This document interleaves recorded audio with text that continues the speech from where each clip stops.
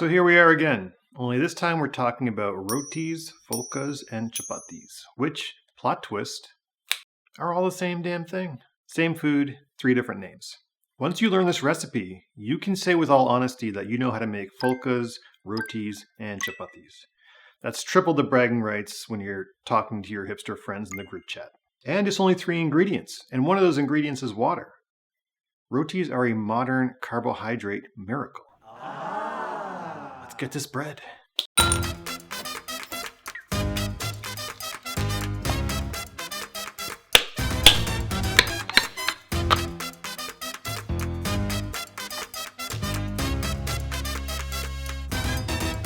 So the perfect puff, every time.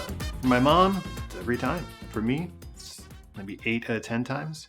The point is, rotis are like a gamified food. Every time you make a roti, you're thinking in your mind, I have a goal here. I want this thing to puff up and look magical. And it does play with your head a little bit. Like when I make rotis, I think in the back of my mind, I really want this roti to puff up. I really want it to puff up. And when it does, whew, you get a feeling inside you, the likes of which I can't explain properly on camera. There's a section of your brain filled with endorphins that you are unaware of, that I didn't even know that I had, frankly. And when this roti puffs up, that little group of endorphins, when that thing pops, it's something else, man. And you will chase that feeling for the rest of your life. That's how good this feels. Seriously, they're really fun to make, you know? It's like, oh, please puff up, please puff up. And sometimes they don't, and you're really disappointed. You get emotionally invested in your food by making rotis. Like, I'm emotionally invested if this thing puffs up or not. Or if it completely doesn't, I feel like the biggest loser just looking at this flat roti, like, as a metaphor for my entire life, frankly. It's just like, what am I doing with my life? Why am I here? I can't even puff up a roti, for God's sakes. But then when it puffs up, it's the exact opposite. Like, you feel like I can do anything. I can be president of America. I'm not even American. So the roller coaster of emotions you feel when you're making rotis really does add to the entire experience. Because it's only 3 ingredients, the preparation's very simple. The cooking process is pretty simple. The rolling process is pretty simple, but you have to put everything together properly in order to get that thing to puff up. That mother to puff up. So it turns into this like Zen Buddhist / samurai sharpening his sword / karate mat. I don't know, but it turns into a thing. It turns into a thing where it's like you against you. It's you against you versus the roti. But then also, it's not just the puff that's the reward, it's the flavor of the roti after the puff. They have a different texture because there's like 2 layers. So you get softness and flakiness and like glutinousness. That's not even anyway. The point is, the puff gives you 1 endorphin boost when you see it puff. Yeah, a little eyegasm. Then when you eat the puffed up roti, you get that tastegasm as well. There's something else going on too. There is like a little bit of weird Indian voodoo magic for a puffed roti that no one knows why. Indian mothers, I suspect they know why, because every time you try to ask them about rotis, they get real cagey. Mine included, very cagey. It took me a while to get the secrets to how to make a roti, but and she was right to not trust me, because look at me, just spilling the beans to the entire world right now.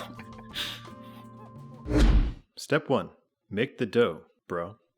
So first things first is the water. So I've got tap water in here, and we are gonna boil this. While this is boiling, we're gonna put 2 ice cubes in this measuring cup. Now, while you're waiting for the water to boil, it's important to get your head into like a good mind state. Otherwise, the rotis are not gonna puff up. And you need your rotis to puff up. You'll understand why in a second. Positive thoughts about the future, reconciliatory thoughts about the past, and just a nice grounded sense of self for the present. So here we go, boiled water, ice cubes, and we're just gonna pour in till it gets to the 1 cup. Diggity. That water is the exact temperature you need it to be now. Now for the flour. Get a big old mixing bowl. Now we're using a very particular kind of flour called Atta. There's a couple different kinds, and you wanna use one that's very fine. You don't want one that seems rough. So this is Sher that I got at Wallmart. There's also like Golden Temple, which is also at Walmart. Those are fine. But yeah, you can get a big bag for really cheap. So we're gonna put 2 cups of flour into the mixing bowl. Now you don't have to use a gold colored knife to scrape your atta, but I find it kind of magical. Once the atta is in the bowl, we put a drizzle of any kind of oil you want. How much is a drizzle? It's like a tablespoon. There you go. Now we gotta talk about positioning on the table. I'm right-handed, so I'm gonna use my right hand to squish this. So I'm gonna put my water on the left side. So it's gonna be squish here, pour here, squish here, pour here. And we're gonna pour half of this in to start with, just to kind of get things going. The dough knows what you're thinking. Believe me, it does. Indian cooking is like 20% witchcraft. You just kind of pour water as you go along. Just kind of work the dough. Now the consistency that you're looking for is almost exactly like Play-Doh. If you've never played with Play-Doh, go buy some Play-Doh and feel it, and that's what this should feel like. Dough is nice, got a nice consistency there, see that? Press it. Good level of softness. And you're just gonna kind of shape it into like a ball and give it 3 slaps. It's a nice sound, huh? Now, once you got the ball, give it a tiny little bit of oil, just a tiny bit. Boom, there you go. And then just coat the oil. Cover it with a towel. And we let this sit for 10 to 15 minutes. Step 2, roll it out with confidence. Okay, it's been 15 minutes, so let's take a look. Looks exactly how we left it. Real cute. We're gonna set up a little roti making station. Now, normally I wouldn't use a scale to portion out my roti dough, but I mean, for the purposes of this video, I guess I'll have to, but I've never seen an Indian person use a scale when they're portioning out rotis. We just know. We just know. I don't know how we know, but we know. I'm gonna use this cutting board. This is our gas range. This is called a tawa, which is sort of like a frying pan, but no, it's got a little bit of a curve to it. And it's really heavy, so it radiates heat very well. You can also just use any kind of flat skillet, and it'll be fine. This is a little bit better though. We're gonna use AP flour to kind of dust the cutting board. So this is like an insulated thermos that we put the rotis in to keep them warm. This is called the dabba. This is called a tawa. Dabba, tawa. I don't know why, it's kind of cool though. So we got everything. All right, so again, before you get started, you gotta get your mind right. You gotta think positive thoughts. Positive thoughts lead to positive energy. Positive energy leads to puffy rotis. And we love puffy rotis. Your rotis will not puff up if you're thinking negative thoughts. So just take a second, get it together.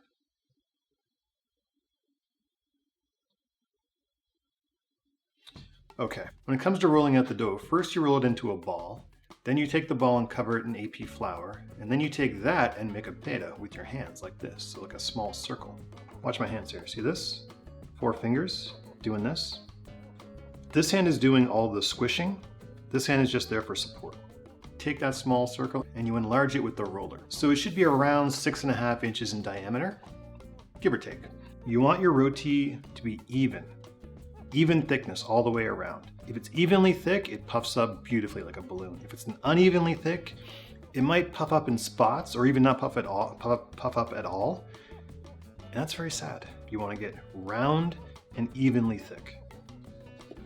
Quarter turns. That is how I've found to make a relatively circular roti. Light to medium pressure. So the trick to this, other than the consistency, is that you want to maintain a lip around the edge. You don't want it to go like flattened out. That will F up your rotis. Step 3, cook it to a gentle puff. So I'm going to use my mom's patented 3-flip technique. So I found that on a gas burner, you want it to be a little bit less than medium flame. And on an electric burner, it's around like 8, so medium high. First side down, you cook it halfway through, which I found is usually around 8 to 10 seconds. Then the next side is double whatever the first side was. So if the first side was 10 seconds, side 2 is going to be 20 seconds. At 20 seconds, you flip it over, you let it sit for 1 to 2 seconds, and then you start gently pushing with your tea towel. And with every push is like a little prayer that you're hoping this thing is going to puff up. I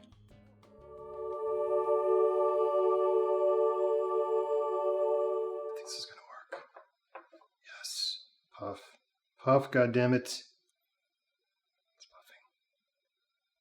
Oh, it's puffing. All right. That's a pretty good puff.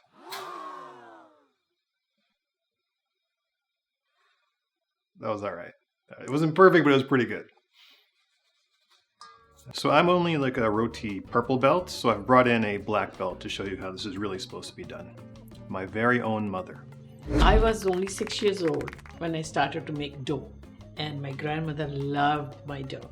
Every time we are making rotis, I'm the one who's making the dough. How many rotis do you think you've made in your life? In my life? Oh my God, I can't even count. I can't tell you. To make the peda is really important. The size of the dough and the roundness of the peda. Because if it's not round, the roti is not going to be round. The rolling is basically in the wrist. We are rolling and pressing gently, not too hard, not too soft. If there are holes in the roti here, and then it may not puff up because the steam is going to escape. So it's basically the water in the dough that makes the steam and the roti puffs up. Right now it's on. We are going to look at the texture, how fast it's being cooked. I can see that it's already turned should be turned over. The second side, maybe double the time. Yes, I can see that it's done. Now, we're gently going to press on it.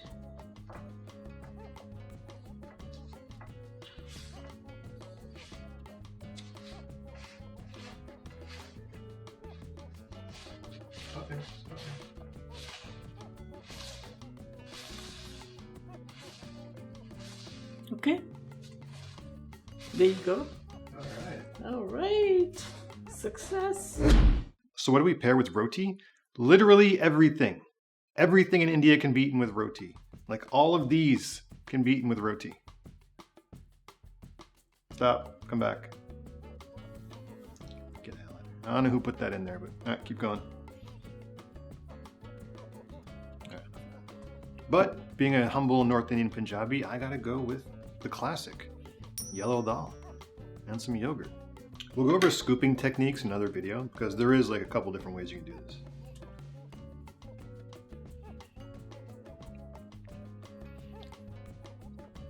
It's very nice.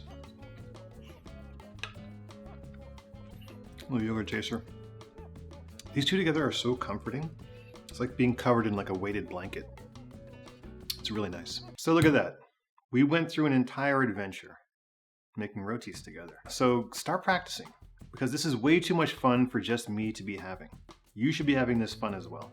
And also, if you're following our Schmindian bakery project, the rotis are the first on the list of these 9 breads, which if you learn to make them all, consider yourself a officially certified Schmindian baker franchise guy.